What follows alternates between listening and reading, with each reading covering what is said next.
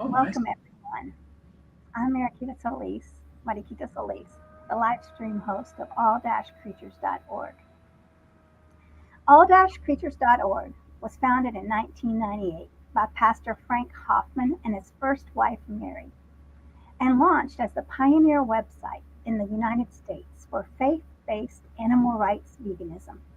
Today, led by our executive director, Tams Nicholson, we exist for all people seeking current animal rights, vegan resources, and offer decades of free animal rights and vegan content, including a huge repository of vegan sermons and Bible commentaries, animal rights strategies, free vegan authored books, recipes, upcoming events around the world, and the works of various vegan authors, poets, and artists.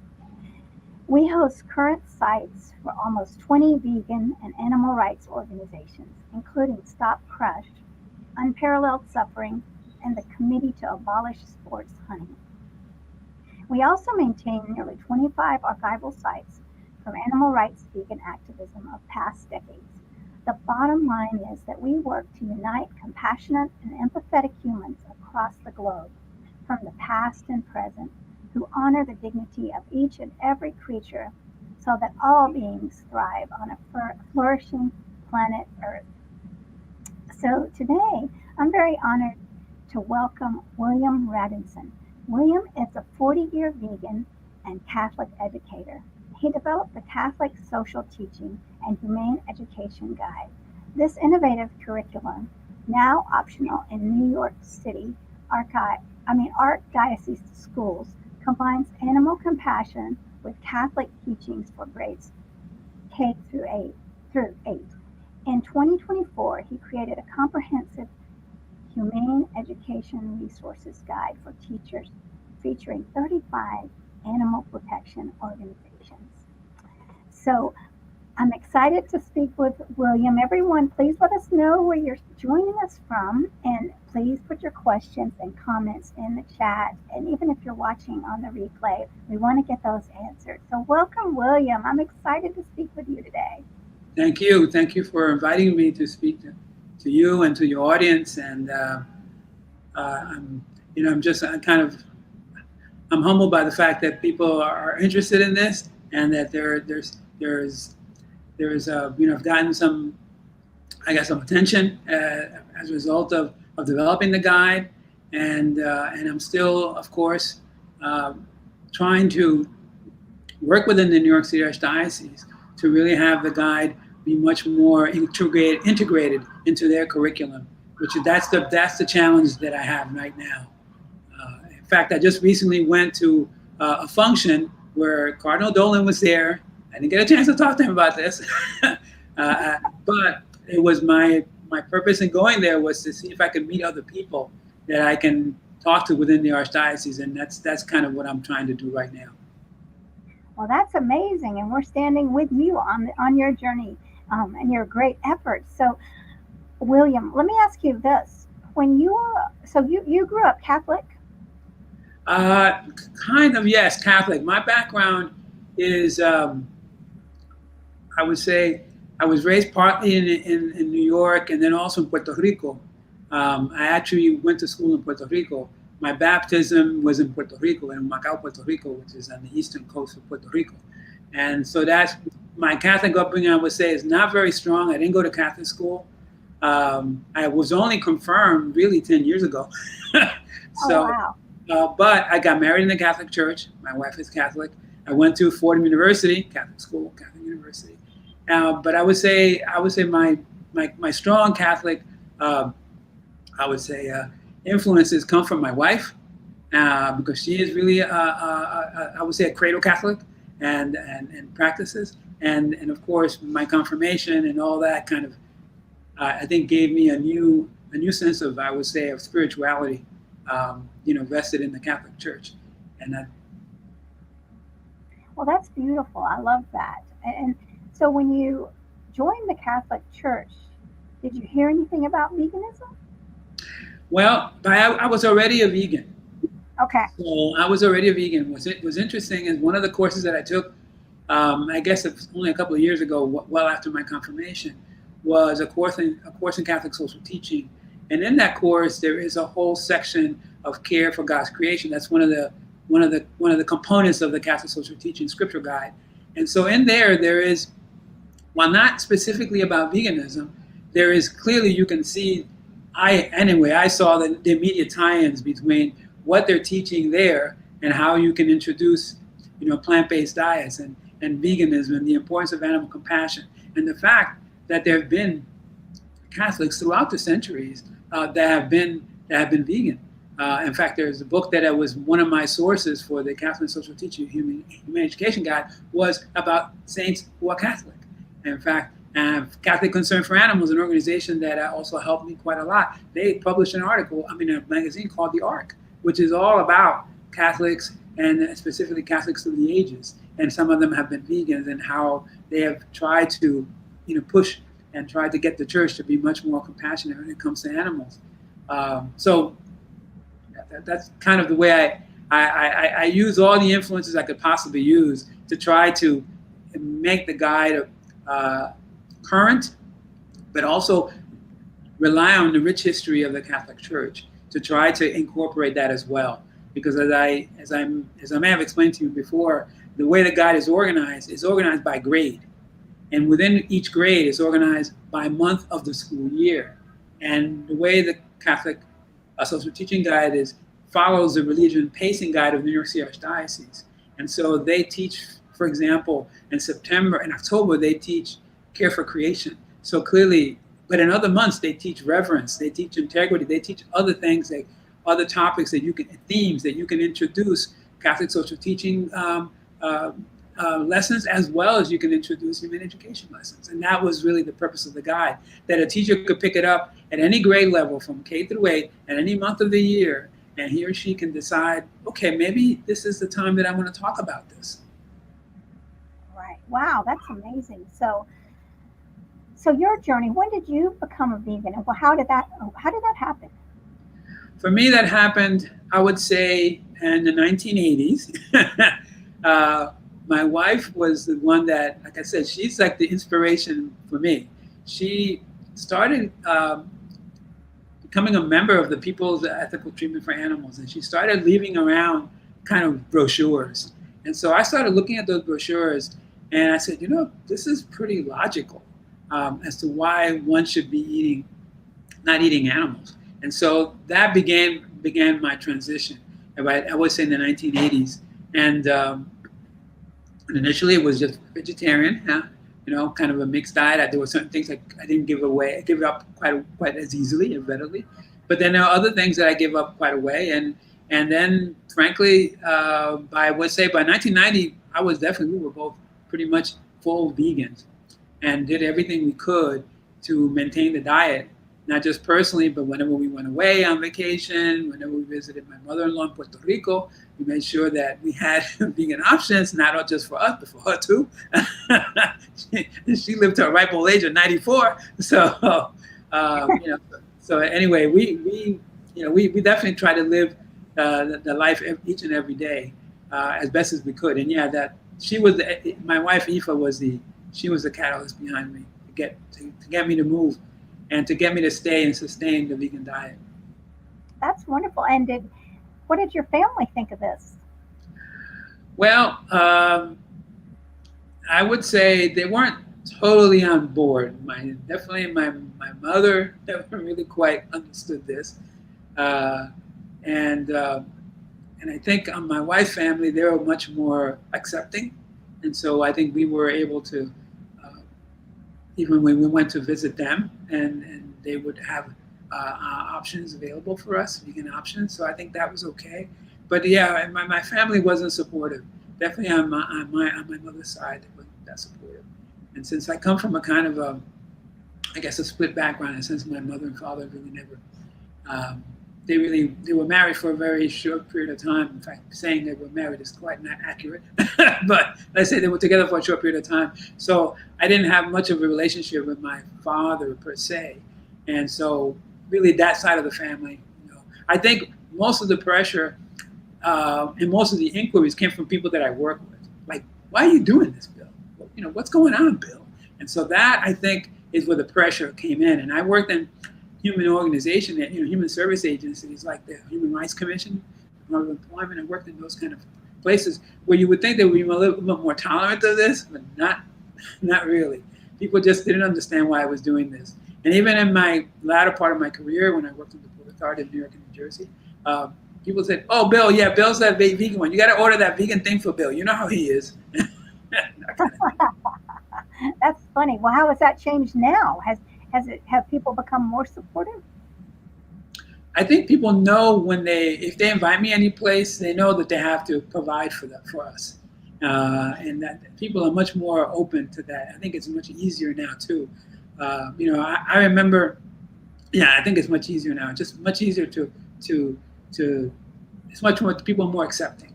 I think and that's the sense I feel. And again, I don't do a lot of social things. I'm not that kind of a person, but yet I know what.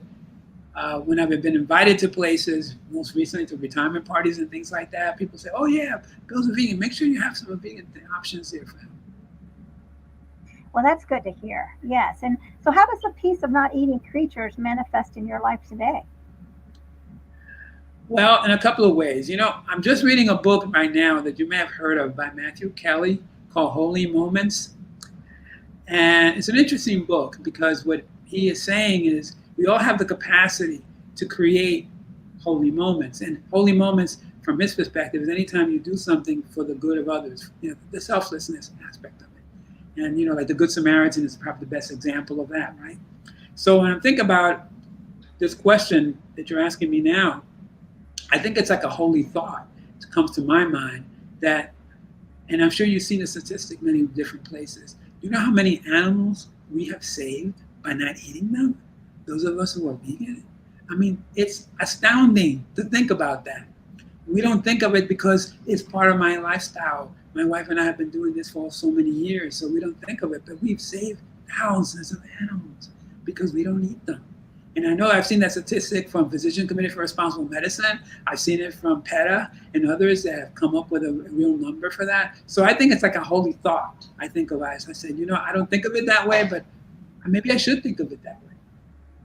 That's beautiful. Yes, I encourage everybody to think about that because sometimes we get so depressed and sad and we feel like we're not making a difference. But what you just said, we are making a difference. And to go to sleep at night thinking that and giving,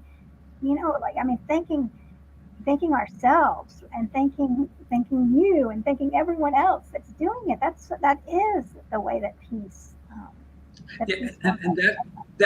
That's the point that Holy Moments wants to make in the book. For example, he has a section in there where he talks about what would you rather have, $1 million up front or a penny that doubles every day, right? And so the mathematical part of you starts to think about it. You say, a penny that doubles every day is a lot of money. And in fact, he plays it all out. It's about $10 million at the end of 30 days, as opposed to getting $1 million up front. And so he likes to show how the Holy Moments is the same way. If I talk to you, Marquita, talk to somebody else, I talk to somebody else, and before you know it, other people are hearing about this book that never heard about it before. And all of a sudden they're saying, that's not a bad idea. Maybe I should think about that. And that's how you kind of get to spread that sense of selflessness all throughout the world, which of course we need so sorely. It's so sorely needed in this world. And of course, our food choices, we obviously need to do something about that.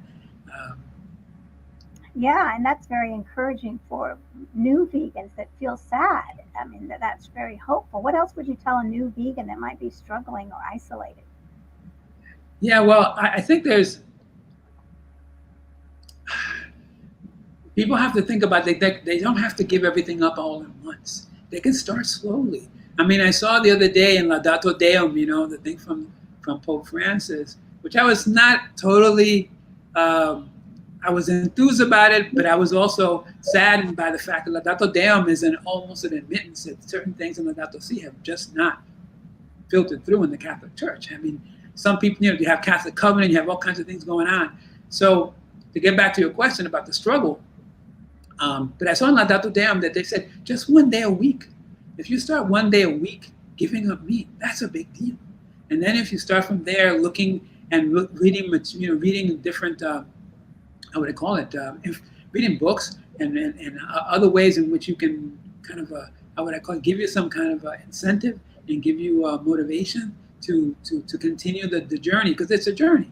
And so it's okay to start 1 day a week, and eventually you can start 2 days and 3 days, and before you know it, you've completely changed your diet and saved a lot of animals in the process. And so, yeah.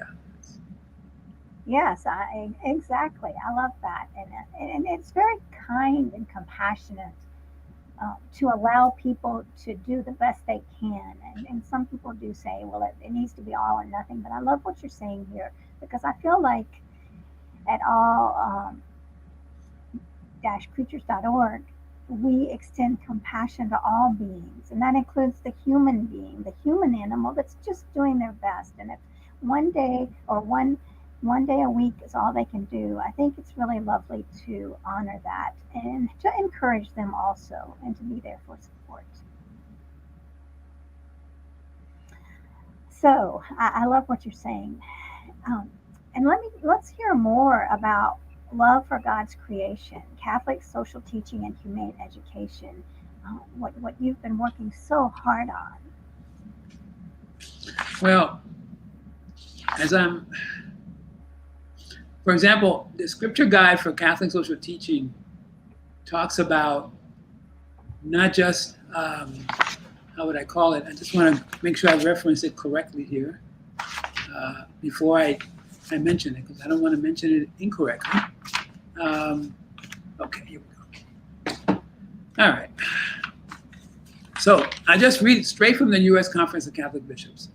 It says, we show respect for the Creator by our stewardship of creation. That's a big deal, as you know better, because you that's what you dedicate your life to. And then it goes on to say, care for the earth is not an Earth Day slogan. Okay, I get that. And then it goes on without, it's an environmental challenge of fundamental moral and ethical dimensions that cannot be ignored. That's right up front in Care for Creation in the Catholic social, and that's from the U.S. Conference of Catholic Bishops. And that talks about different scripture references. And then after that, it goes into Laudato Si and different references in Laudato Si, which again, I use those in the guide to try to encourage people to see that this is all very consistent. I'm not, humane education and caring for animals and having and caring for their welfare and protecting them and trying and frankly making the eventual transition of not eating them. That is very much consistent with Catholic social teaching. You just have to start making the connections and tie the loose ends if you can. Where there are loose ends, look for ways of tying them together. Yeah, and so would you say that when you do have conversations, possibly with priests or bishops about this, what is their response? Well, I go from indifferent. I can't even believe that. Indifferent is hard to indifferent, or basically being ignored. I mean, my battle has been, it's a battle. I could use the word accurately, it's a battle, because I'm not giving up. And even in the school where I actually tried to, where I introduced this, Catholic Christ the King, interesting enough that the school's name, it's been an uphill battle. I just had a meeting with them on just a couple of days ago, Monday, where I'm trying to do a link between the school, Christ the King, and an organization which I'm sure you're familiar with, called HEART, Humane Education Advocates Reaching Teachers. And because they have age-appropriate material that they've developed for all the grades, and they have also different programs. And one of the programs that I know that the school was interested in was something called the Changemaker Clubs, where the youth get together, I think youth from like 5th to 8th grade, and they discuss animal compassion, they discuss other themes and other topics. And from that, they make a transition to doing school projects and the like. So that to me is a big win, only to get it to this point. But I'm also trying to reach to 18 other principals in the New York City Archdiocese. And every so often when I come across something, I will send them something. So the other day, I think in March of this year, I sent them a vegan Catholic website from Father Daniel Mascarenhas from Massachusetts, who I met through his through a meeting like this one that was hosted by Barbara Gardner of the Animal Interfaith Alliance. And she introduced me to him. And while I talked a little bit about the guide, he talked about being a vegan and being Catholic. And I said, no, this is perfect.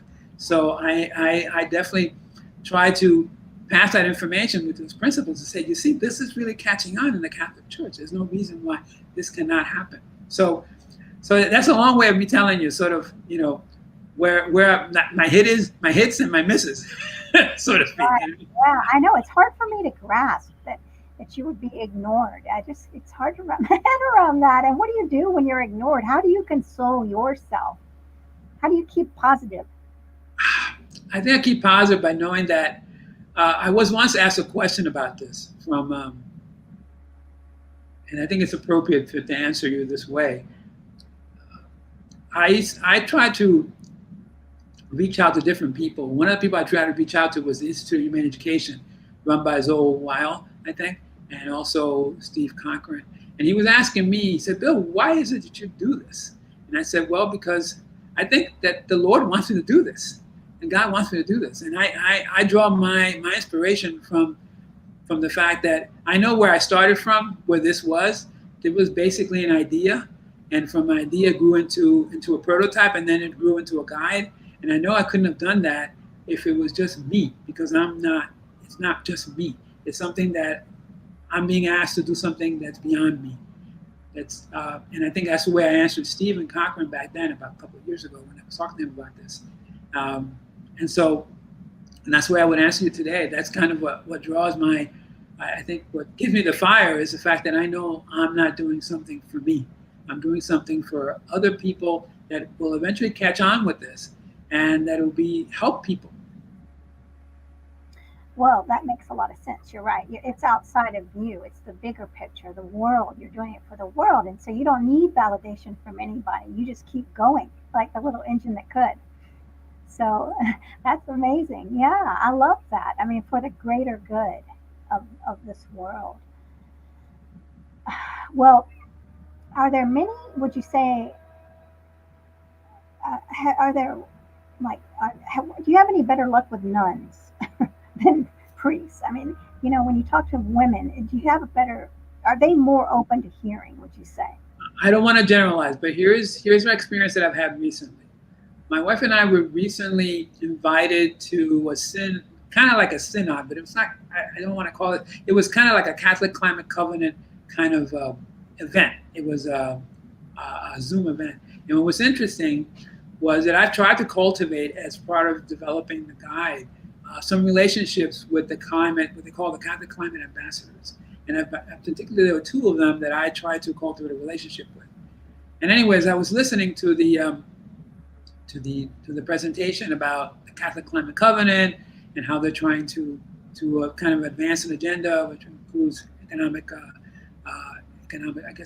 environmental justice, obviously food choices and sustainability. And both my wife and I came away from that session that there wasn't that much interest among the people that were there from other priests and other dioceses. We're not talking about not New York, not just New York, other dioceses around the country. Just wasn't that much interest.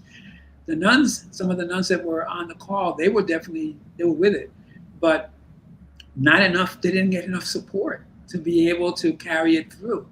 I mean, and I've already had some experiences where even in my other hat that I wear with the United Federation of Teachers, I've heard many conversations from teachers who tell me that if you get the right principle and you get the right support, you can really do a lot in a school. But if the principal changes and she or he is not with this program, all of a sudden all the advances that you thought you made in terms of introducing humane education in a variety of different settings, language arts or science, technology, whatever, how it goes away. And so that's the battle is trying to sustain it, trying to keep. And remind you, it's not a matter of we don't have the law on our side in New York State. It's required to teach humane education in schools.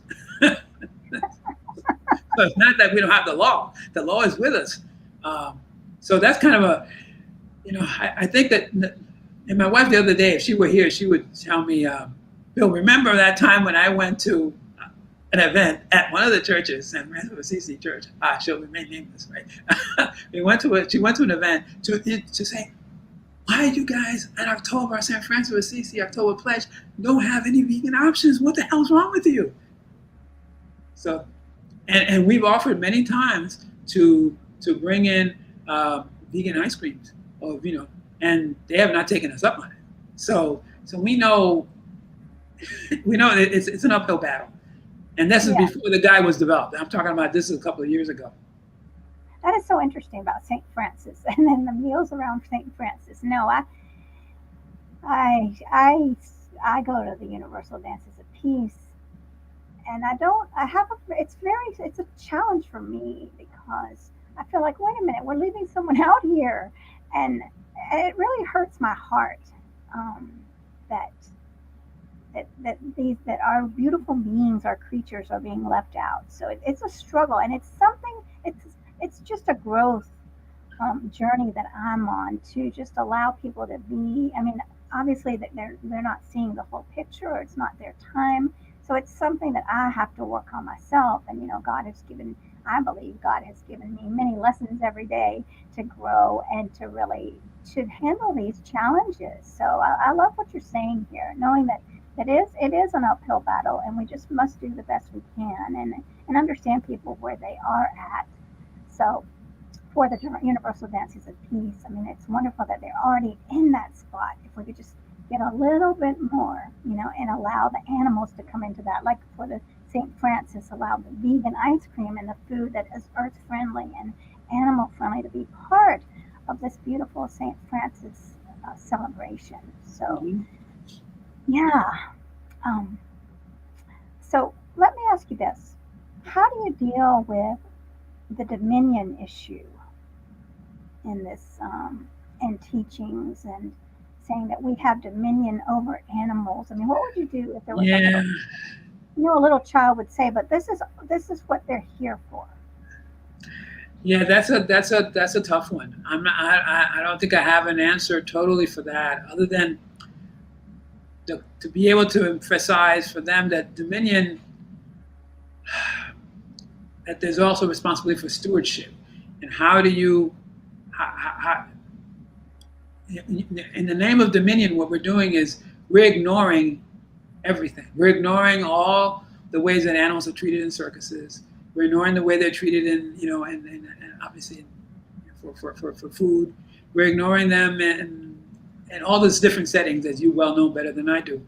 And so, meanwhile, there's the issue of stewardship. What are we leaving behind for other generations? As in the conference we had in August of last year, Christina Holvershern, who's a program director for the Humane Education Resources teachers, asked a question. She says, what are we really teaching our children of the next generation? What values are we leaving to them? It's not about dominion. She says part of it, what she talks about, is that we need a safe space. How do we create a safe space for them? So them to understand that dominion, yes, that can be explained, that can be discussed. So what it actually means, but you can't separate that from responsible stewardship and what that means. And how do you create a safe space to talk about that, so that they don't feel in any way that that you're trying to, ignore their thinking about dominion, okay? But on the other hand, to grow, to be able to go to another space, to be able to talk about how important it is for stewardship.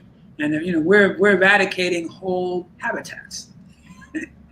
This world will not be. People will not recognize this world in 10 years if we keep on going the way we're going.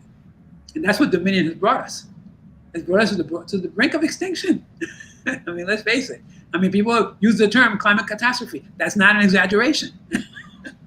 Right, and that's a great point that you just said. That's what dominion has brought us, and it's such a harsh word, even the word dominion. I don't see how that could even be part of the love that God is. And I know that there's a lot of people that struggle with that also, that say, well, how can I stepped away from the church because God would never allow this? How do you deal with that? Well, I guess I sometimes say to myself, there's no way that I know the mind of God, but I know that the mind of God would not allow suffering to occur needlessly.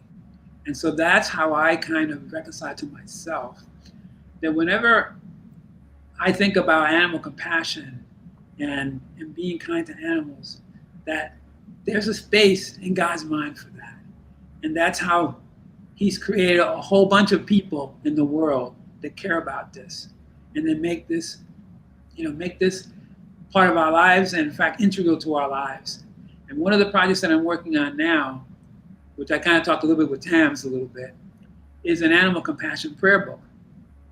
Because I every day, every morning and every evening, I use the San Francis prayer book as I read the morning prayers, and it's a series of prayers that you have in the morning. So I said, what about creating something like that for animal activists and animal people that are into animal compassion who are missing, that other dimension?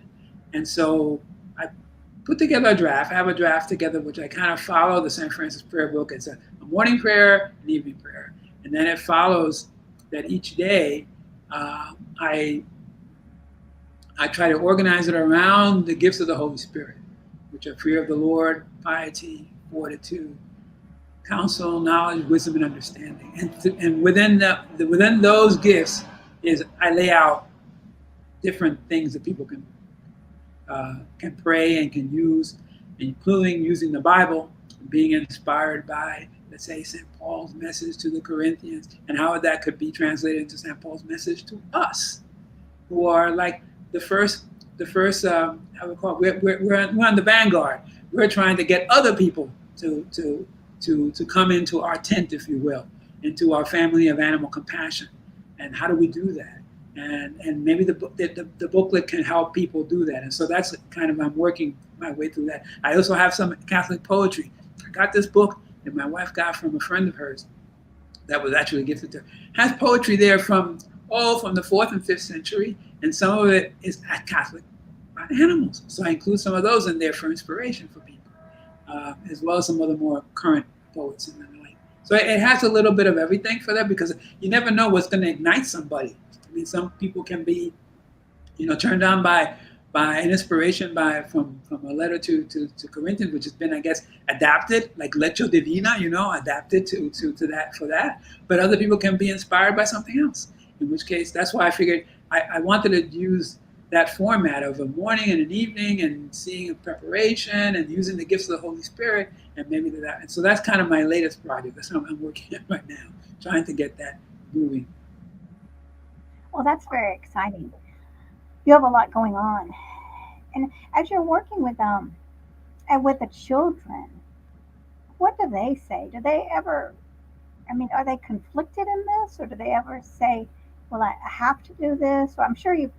I mean, that's a whole other story. Like the adults think we have to eat meat for protein, but what do the children say? That I'm not qualified to say that, to be able to answer that, because I'm not as close to that. I'm not a teacher. All I can do is borrow from Christina Holvershorn, who was the one who was leading our conference last August at Fordham, and she says kids do get it. In her experience, they do get it. But part of her challenge, of course, is you have the rest of society that doesn't support it. So even if they may get it, they go out and maybe get that hamburger, or their parents are not quite clear. What are you being taught at school? That kind of thing. And that's why,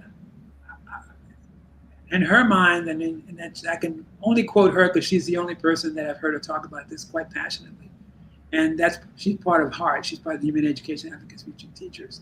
And kids do get it. It's just a matter of how do you keep them from not being ostracized, if you will, because somehow or another they might be being told, well, that's not really, that's okay for class, but But if, for example, if in a given school day, they talk about something in a classroom, and then when they go to the lunchroom, there is a lot of plant-based options that they can have, and that they can feel that they're putting their, how would you call it, their work into action, if you will. They're putting their beliefs they're on the plate right in front of them. If you can do something like that, and I know in New York State, they're trying to provide more plant-based food options to children. And I know there's a legislation that Governor Hochul is supposed to sign, and hopefully that'll get moving, and that'll help along the way, because it'll be important to emphasize that, throughout the school day. Right, definitely. So, I mean, you have a lot of knowledge, definitely, definitely here. And so, everyone that's watching, please let us know where you're watching from, and if you have any questions. So, tell us about Teach Fine, Will. Teach Kind? Teach Fine. I'm sorry, Teach Kind? Yes, Teach Kind. Am I saying yes? Teach Kind. Okay, I don't know why I was they are an arm of the People's Ethical Treatment for ethical treatment of animals. That's their teaching arm, if you will. They've developed lots of material. They have curriculums literally that can be introduced into the classroom for a variety of different subjects. For example, because most of the staff there, the person that I have interacted with, Elizabeth Chiriboga, was a teacher. She used to teach, I think, in the Bronx, in a public school in the Bronx. And most of the staff and as a result of that, they've developed materials that can easily be used in a science class, in a technology class, in a mathematics class, in a language arts class. So they're always developing materials. And so, again, but they're not the only ones out there that have materials. There are materials being developed by groups like the American Anti-Vivisection Society or the National Anti-Vivisection Society to not use animals for that section. There's no reason to use animals for that section in the classroom. Teach Kind has some reference to that, but if you want to get into more material, more specific material, the National Anti-Vivisection Society has a whole kit that deals with that. Also, Physicians Committee for Responsible Medicine. If you get into the higher grades, you can start talking about why is the NIH still using animals, the National Institute of Health. Why are they using animals? There's no need in many cases to use animals. Admittedly, animals have made a tremendous contribution. We know that. There are many vaccines and many other medicines that have not been possible without that. But you still have to use them. And that's what PCRM, the Committee for Responsible Medicine, would say is, there have been more than enough, there's enough tests to show that you don't need to use them. So I would say you have to start looking at, there's a lot of material out there as to that teachers can make available to themselves to decide how they want to enforce, or enforce not the right word, but really share information that's out there. And I think it like I said, all you need is to ignite one little flame in some child's mind and say, I can see why I need to do that. I can see why, and that could lead the child to God knows what. And maybe in terms of being the who knows, in terms of being able to do something that makes a major contribution in this area and for years to come, for generations to come. Well, that is true. And so little children are so pure and their hearts are so good. I mean, I think that's the ultimate to return back to that purity that we were as children. So it's wonderful that all this, that Teach Kind is in the classrooms and really trying to help. They're definitely in the classroom, and they continue to develop materials. They're always developing materials for students. And again, I'm not as aware of the specific material because I'm not an educator per se, but I know that you can more than likely contact somebody like Elizabeth. And I'm sure she has a lot of material available that she can use, that she can talk about and reference, and that's being used in schools. I mean, again, one of the other ones that I've come across is the Mud Agrees curriculum from the North Shore Animal League, which is, I think, taking, again, animals that are in shelter and trying to show kids what really is involved in that and why you don't want animals in shelters. But again, that's a whole continuum as to how that's developed and how that particular curriculum was developed over the years. I think it was developed with some students at Yale, and it's still being, I'm sure, advanced in different ways. It's being perfected and revised. And that's what I tried to do with that Humane Education Resources for Teachers, which was primarily developed for non-Catholic school teachers, because I wanted to make sure that they knew that there's a lot of information out there. If I go to the United Federation of Teachers website, the state, there's 5 organizations that they've listed. There's Red Rover, there is Teach Kind, there's the American Anti-Vivisection Society. They actually, it lists also the National Institute of Humane Society, and a couple of other ones. But there's many organizations. I mean, I went to 35, but I could have easily done 50. And in fact, when I do the next revision, I might add some more because I've heard about it. For example, I included allcreatures.org in there too. You know how I did it? I did a whole slide on care for creation. And so you guys are in there in that slide, because in case teachers may want to know about, besides these organizations, they want to know about some other organizations. So I also went to the other side of the pond, care for, Animal Interfaith Alliance, which is basically based in the United Kingdom. And Catholic Concern for Animals, also based in the United Kingdom. So again, we know this is a worldwide phenomenon. And so it's important that people know that there's many different ways in which you can introduce this into the classroom. And I guess I can end up saying about that. You can introduce it into a classroom in many different ways. There's no limit to how you can take a topic. I don't care what the topic is. I don't care what they're teaching. You can introduce some kind of humane education lesson, because the materials are available. Well, yeah, that's very true. And it seems like if you're very passionate, you can find an opening to share the message, to spread the message, because the core of our humanity is love. That is who we are.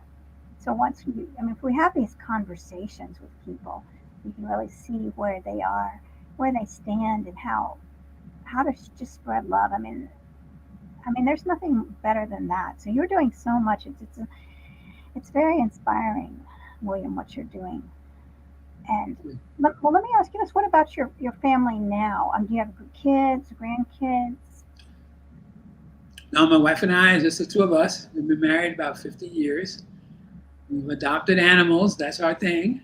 We have a little cat named Leah, and before that, we had another cat named Noah. Before that, I had a dog named Buckwheat. and then there's also all those other animals that my mother-in-law had, which of course my wife has me home because of past and things like that. But yeah, in that regard, I don't have any brothers and sisters I'm particularly close to, frankly. And so, in part, I guess I try to do as best as I can each and every day by caring for other things and caring for animals and praying, and also trying to bring God into my life and trying to make God the center of the things that I do, and try to stay in this path of being humble and trusting in the Lord and mercy, showing forgiveness for others and forgiveness for others and for myself for the things that I've done and perhaps the not so good things that I should have done, and try to stay on that path. And basically, you said it before about love. You see the face of Jesus in everywhere you meet. And one of the things that I do in the morning, and I've said this before, so I'll say it again.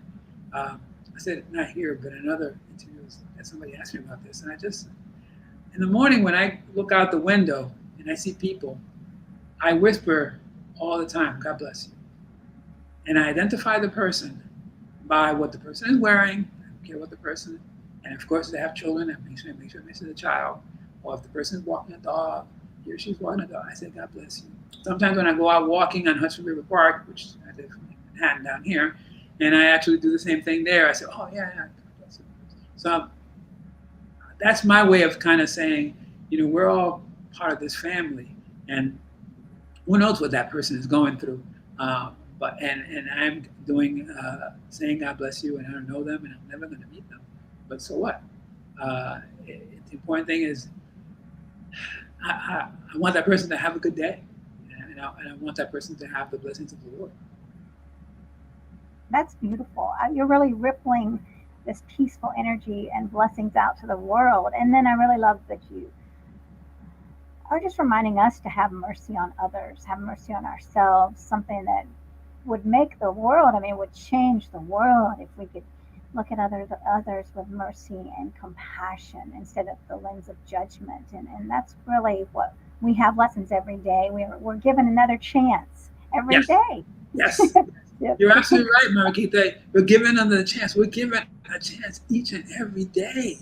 That's the whole thing, and that's what that book, going back to Matthew Kelly's book by Holy Moments, is. We're given a chance every day, and we could do something each and every day that somebody else might say, well, that, so what? We know there was a whole saint, and the little way that she made her business doing certain things well, and caring about others, and I think there's no reason why we can't do that incorporate that into our everyday existence and the things that we do,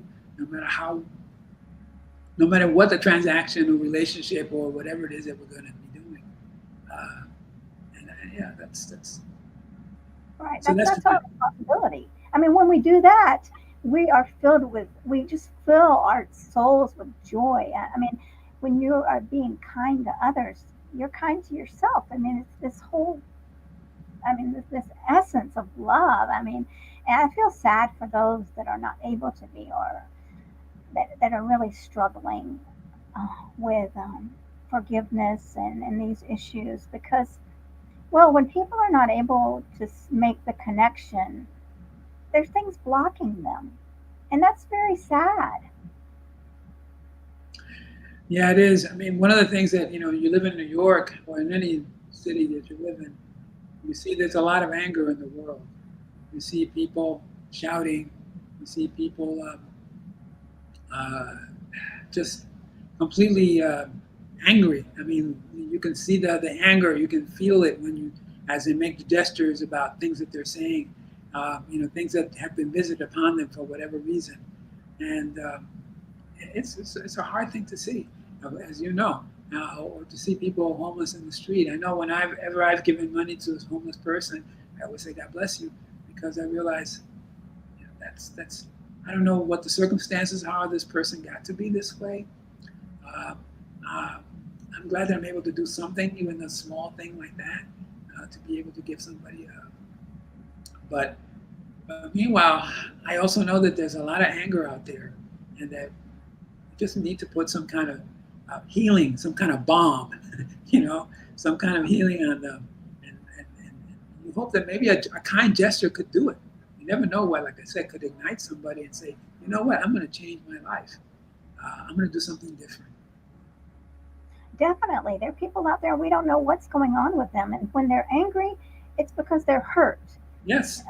And so really our job is to lift others up. I mean, we all need others.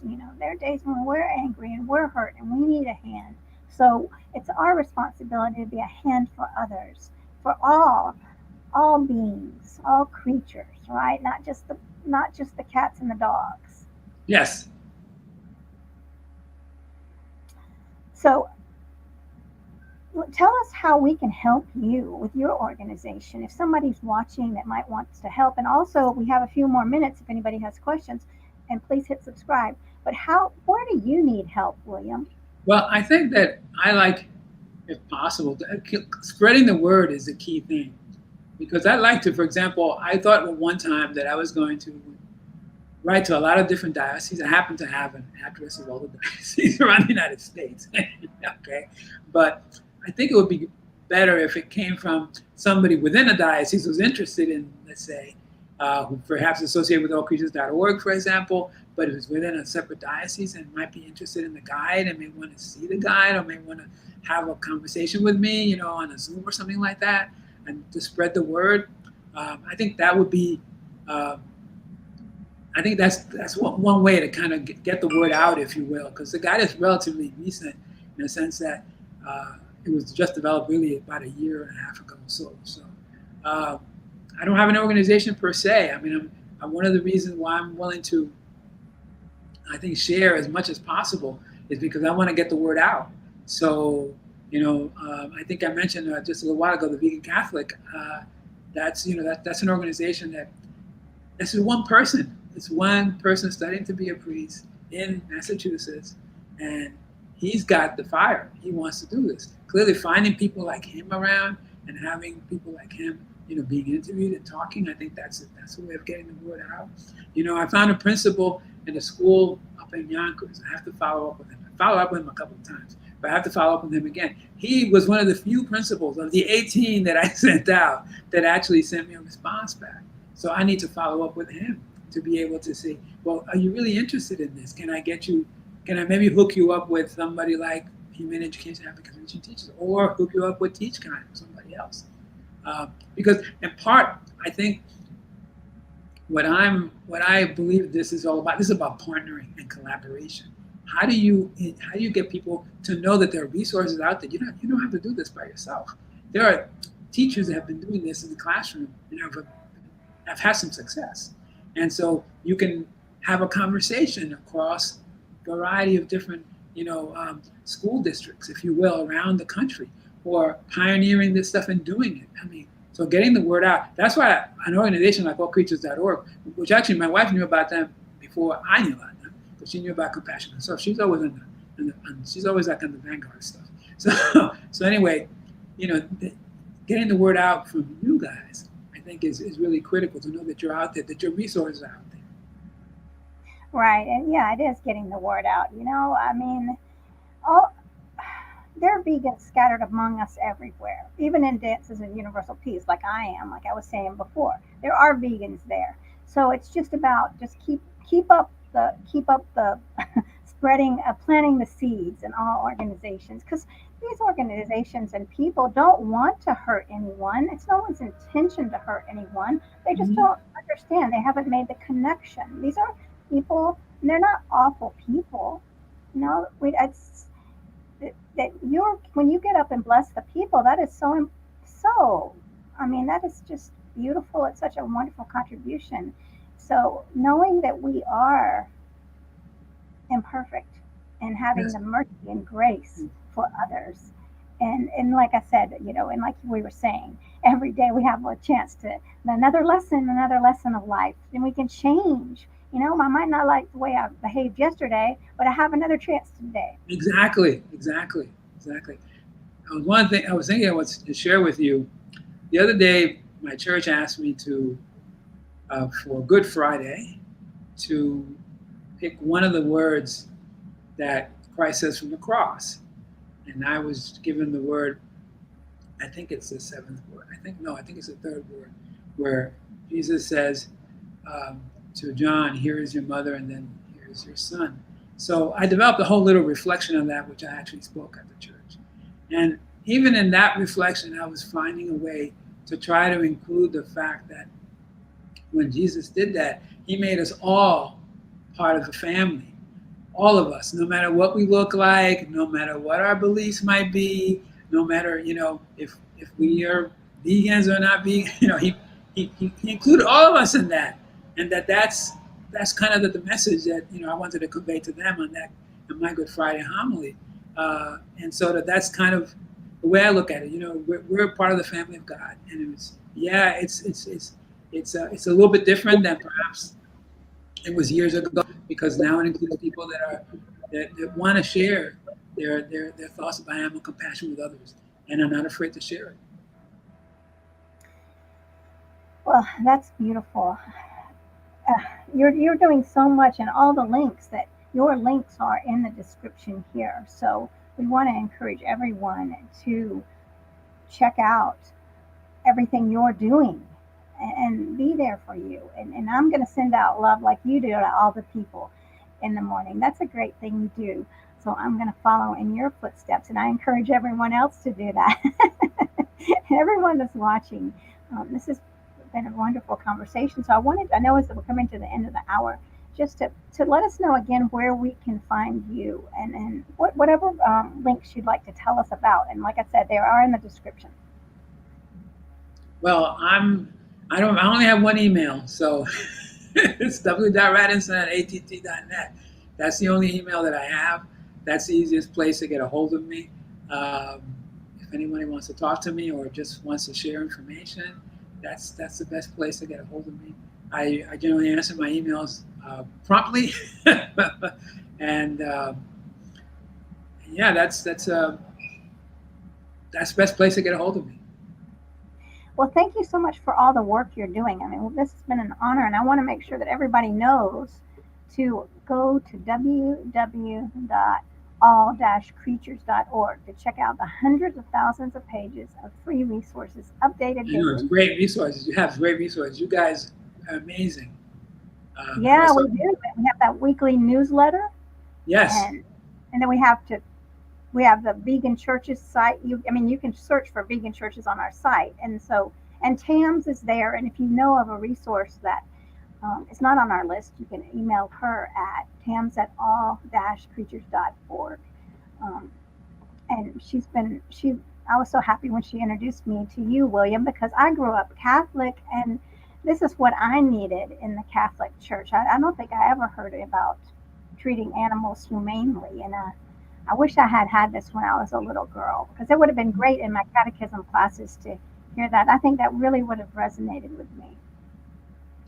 yeah. I mean, people, you know, even people are surprised when I've talked to them about, you know, Saint Robert Bellarmine or other saints that have been really, they were vegans. You know, Saint Basil, the prayer from Saint Basil the Great, you know, about treating animals humanely, or the Catholic prayer. There's a Catholic prayer about animals, about underfed, hungry animals. You know, we don't have the right to do this to them. Which again goes back to the comment you made earlier about dominion. How do you reconcile that with dominion? Clearly, that at some point you have to just decide, well, dominion does not quite fit. Well, if you want to make the full transition to be compassionate about animals and to care about animals, and you have to almost drop and shed that. It's almost like a wineskin, like Christ says. You know, you have to shed that. That's old wineskin. You know, you have to get a new skin. You know, and the new skin is about animal compassion. Share that with others. Amen to that. Well, that's a wonderful way to end our talk. I feel very inspired. So thank you so much, Oh, William, you're and most everyone welcome. watching. This has been a blessing, and bless you all. Thank you. All right. Well, thank you so much, and everyone have a beautiful day. Thank you, William. Bye bye. Thank you. Bye bye.